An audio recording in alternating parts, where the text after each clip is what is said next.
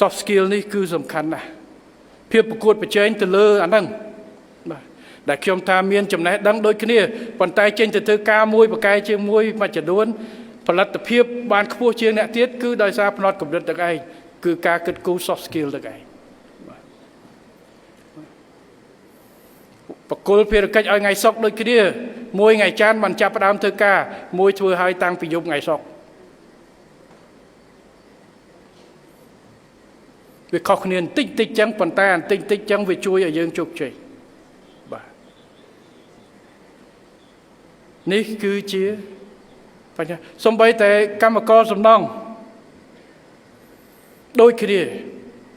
ក៏មានលក្ខណៈខុសគ្នាដែរមិនបាច់ចាំថាជាតិខុសគ្នាទេសំបីតែពីរតំបន់ខ្លះខ្ញុំទៅម្ដង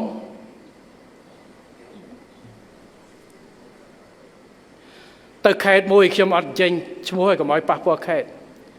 ទៅសួរការដ្ឋានសំណង់នៅនឹងកម្មករមកពីខេត្តផ្សេងច្រើនខ្ញុំសួរថាម៉េចបានជាមកពីខេត្តផ្សេងគេថាអ្នកស្រុកនឹងគាត់ធ្វើតាមមួយខែគាត់បើកប្រាក់ខែហើយគាត់បាត់អស់ហើយតលទៅអស់ប្រាក់ខែបានគាត់មកវិញតែបើអ្នកមកពីខេត្តនេះអូអ្នកនឹងគឺធ្វើជាប់តែម្ដងអញ្ចឹងគេភាគច្រើនគេយកមកពីតំបន់នោះផ្នត់គំនិតការបដោះបដាវាប្រៀបវាជំរុញឲ្យផលិតភាពនៃមនុស្ស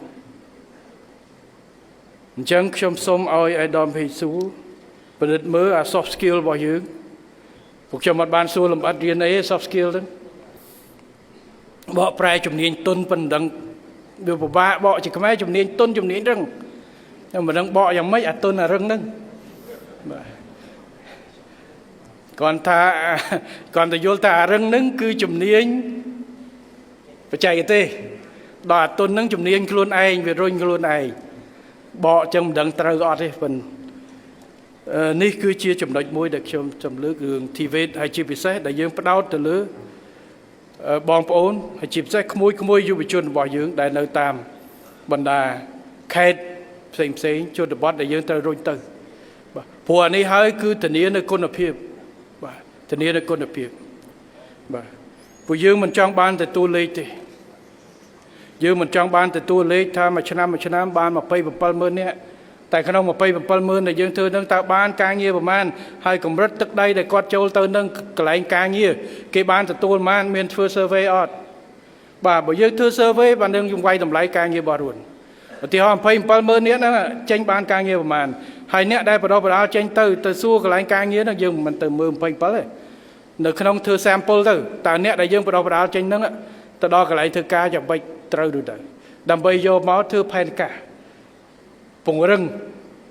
តើអ្វីដែលយើងបង្រៀននឹងត្រូវនៅបាទអាមេរៀនណាខ្លះដែលអត់សូវមានការងារសូវមានអីយើងកែទៅយើងពង្រឹងអាណាដែលចាំបាច់ទី2សិស្សដែលចេញទៅហ្នឹងពីសាលាណាដែលល្អសាលាខេត្តណាដែលខ្លាំងហើយចេញទៅត្រូវអត់ហើយគេយកទៅតើមេរៀនយើងគ្រប់អត់យកទៅធ្វើការងារខាងម៉ាស៊ីនជែកខាងអីហ្នឹងតើចេញទៅគ្រប់នៅខ្ញុំថាគួរមានការ survey ព្រោះអ្វីដែលសំខាន់ត្រូវសួរអ្នកប្រើប្រាស់កុំសួរតែអ្នកធ្វើផែនការអាហ្នឹងបងថ្ងៃមុនខ្ញុំទៅសាលាកន្លែងវឹកវើមួយហ្នឹងគឺខ្ញុំអត់យកតែអ្នកផែនការមករាយការណ៍ឲ្យខ្ញុំបានតាស្ដាប់ល្អតែខ្ញុំហៅមកទៅបងអ្នកប្រើប្រាស់គឺគ្រូដែលត្រូវបង្រៀនផ្ទាល់សួរមើលតើគ្រប់អត់លក្ខណៈត្រៀមលក្ខណៈបើអត់គ្រប់ឲ្យកែភ្លាមចឹងយើងសួរទាំងគ្រូយើងផងបាទព្រោះសុំកុំខ្លាចថាដាក់អីចេញទៅដំបងវាល្អអត់ខ្ចោះសុំកុំត្រូវទទួលស្គាល់តែអ្វីប្រែคล้ายពីការគិតទៅជាសកម្មភាពជាចំណុចវិជ្ជមានមួយខ្លាំងហើយទៅការនេះដែលខ្ញុំសូមសរសើរទៅដល់ក្រសួងការងារដែលគោលនយោបាយយើងដាក់ពីដើមអាណត្តិហើយបានរៀបចំផែនការចាត់តាំងគ្រូចាត់តាំងការបដិបដាលធ្វើបានអាហ្នឹងមួយ27000នាក់ប៉ុន្តែកុំខ្លាចថាពេលដែលយើងបង្រៀនទៅវានៅចំណុចចន្លោះបោកត្រូវធ្វើការវាយតម្លៃដើម្បីកែសម្រួលតទៅទៀតដើម្បីឲ្យចំណុចនេះការអប់រំនេះពី27000នាក់ទៅ1.5 លាននាក់នេះកាន់តែមានប្រសិទ្ធភាពអ្នកដែលចេញបន្តទៀត បាទធ្វើការវាយតម្លៃជាប់ជាប្រចាំបុគ្គលភាពគឺជាកត្តាកំណត់នៃភាពជោគជ័យក្នុងការអប់រំធនធានមនុស្សនិងបណ្ដុះបណ្ដាលធនធានមនុស្ស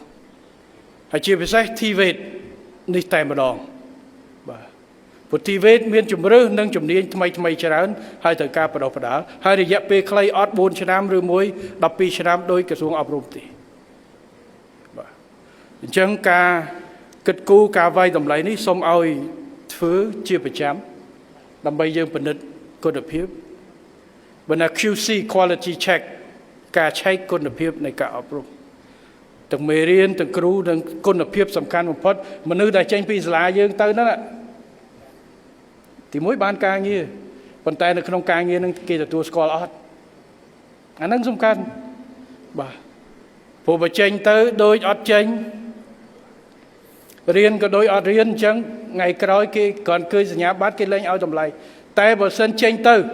អ្នកកាន់អានឹងមួយរៀងគ្រាន់បើហ្នឹងហើយបាទហើយនឹងហើយដែលចាប់ផ្ដើមឲ្យមនុស្សឲ្យតម្លៃទៅលើកម្មវិធីរបស់យើងបាទព្រោះបើមកចំណាយឲ្យកូនគេមករៀនមួយខែហើយចេញទៅវិញដូចមិនប្រកាសបជាអានឹងគេមិនឲ្យមកទេទុកឲ្យនៅជួយហើយក្មេងៗក៏មិនដឹងថាមកធ្វើបាទអញ្ចឹងសំខាន់បំផុតគឺគុណភាពរៀបចំទាំងអស់ទាំង hard skill ទាំង soft skill ទាំងការវាយតម្លៃដើម្បីធ្វើយ៉ាងណាឲ្យបរិមាណរបស់យើងคล้ายទៅជាបរិមាណដែលមានគុណភាពបាទមិនបាន1.5 លានក៏មិនបានចុះកុំបខំយកតួលេខយឺតក៏យឺតចុះបើមិនចប់1.5 លានក្នុង2028យើងបន្តទៅអាណត្តិក្រោយទៀតកុំពិបាកឲ្យតែមួយចេញមកប្រកាសបាទ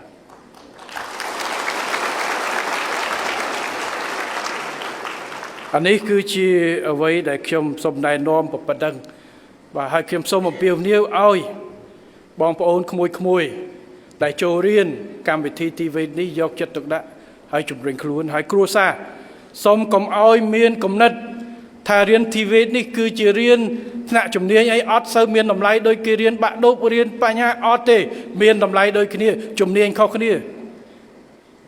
សង្គមមនុស្សការអភិវឌ្ឍប្រទេសមិនអាចរីកដោយសារមានតែអ្នក manager ទេ manager ស្អីបើគ្មានអ្នកសង្ឃាគារគ្មានអ្នកទទួលធ្វើ computer program គ្មានខាងបច្ចេកទេសដើម្បីថែទាំអគ្គិសនីធ្វើ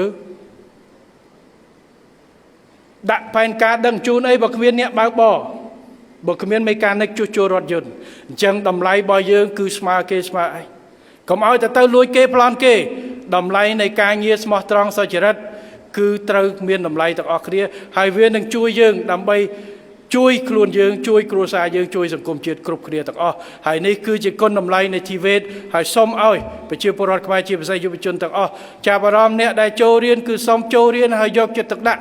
ដើម្បីចាប់យកចំណេះដឹងពី TVET នេះដើម្បីបម្រើទៅដល់តម្រូវការរបស់ខ្លួនគ្រួសារនិងសង្គមជាតិនេះគឺជាអ្វីដែលខ្ញុំសូមផ្ដាំ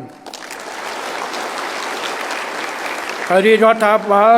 ត្រៀមជួយឲ្យអស់លទ្ធភាពដែលយើងអាចធ្វើទៅបានត្រៀមជួយដើម្បីឲ្យធនធានមនុស្សរបស់កម្ពុជាคล้ายទៅជាធនធានពិតប្រាកដសម្រាប់ជួយជំរុញប្រទេសជាតិរបស់យើងគ្រប់វិស័យទាំងអស់ត្រូវការរីកចម្រើនដើម្បីទាក់ទាញនិងបង្កើនភាពប្រកួតប្រជែងរបស់កម្ពុជាប្រជាពលរដ្ឋកម្ពុជាម្នាក់ត្រូវតែមានភាពប្រកួតប្រជែងហើយការបណ្ដុះបណ្ដាលអប់រំសុខភាពនេះនៅតែជាអាទិភាពសំខាន់របស់កម្ពុជា